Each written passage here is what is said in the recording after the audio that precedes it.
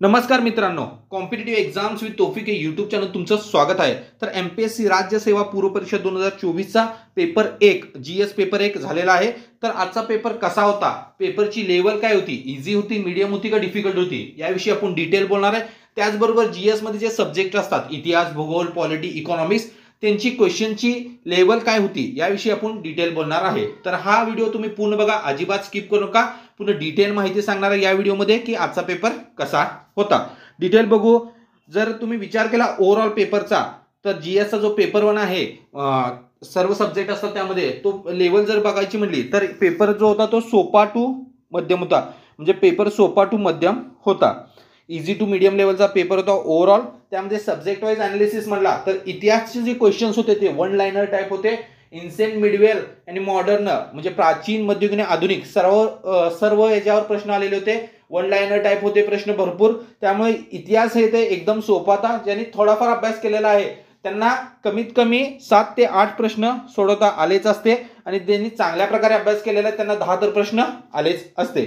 भूगोलचा जर विचार केला तर भूगोलचे क्वेश्चन्स इझी होते, वन लाइनर होते थोडेफार। तर ज्यांनी चांगल्या प्रकारे अभ्यास केलेला आहे त्यांना 10 प्रश्न सोडवता आले असते। एन्व्हायरमेंटचा जर विचार केला तर एन्व्हायरमेंट थोडंसं डिफिकल्ट लेवलचं होतं, एन्व्हायरमेंट थोडंसं ट्रिकी होतं। तर 1-2 प्रश्न इझी होते, बाकी सर्व थोडे एन्व्हायरमेंटचे क्वेश्चन्स 5च्या आसपास आले होते, थोडेसे ट्रिकी क्वेश्चन्स होते एन्व्हायरमेंटचे। त्यानंतर इकॉनॉमिक्स ही थेरॉटिकल होतं थोडंफार, आणि थोडे वन लाइनर ही क्वेश्चन्स होते, थोडी थेरी आली होती।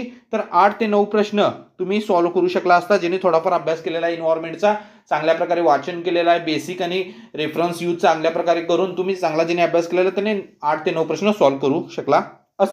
पॉलिटीचाही जर तुम्ही विचार केला, पॉलिटीचे राज्यव्यवस्थेचे जे क्वेश्चन्स होते ते इझी टू मीडियम लेवलचे होते। त्यामुळे पॉलिटीचाही तुम्ही चांगल्या प्रकारे जर अभ्यास केला असेल, म्हणजे बेसिक्स वाचला असेल आणि रेफरन्स जर चांगल्या प्रकारे बुक कव्हर केला असेल, तर तुमचा स्कोर पॉलिटी सब्जेक्टमध्ये चांगला आला येऊ शकतो, चांगले क्वेश्चन्स तुम्ही सॉल्व्ह करू शकता।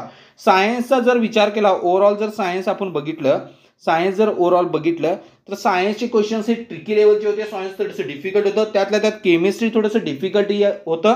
तर सायन्समध्ये ज्यांनी योग्य प्रकारे चांगला अभ्यास केलेला आहे त्यांनी 8 ते 9 क्वेश्चन सायन्सचे सॉल्व्ह करू शकला असता। आता राहिला चालू घडामोडी। चालू घडामोडीमध्ये 15 प्रश्न आलते, आज 15 प्रश्नांच्या आसपास क्वेश्चन्स होते। त्यामध्ये योजनांवर क्वेश्चन्स आले होते। तर ज्यांनी सायन्स म्हणजे चालू घडामोडी चांगल्या प्रकारे अभ्यास केलेला आहे त्यांना 8 ते 9 प्रश्न चालू घडामोडीचे आले असते, चांगल्या प्रकारे ज्यांनी अभ्यास केलेला। तर ओव्हरऑल जर बघितलं तर पेपर हा सोपा टू मीडियम होता, म्हणजे इझी टू मीडियम लेवलचा क्वेश्चन पेपर होता जीएस पेपर 1 चा।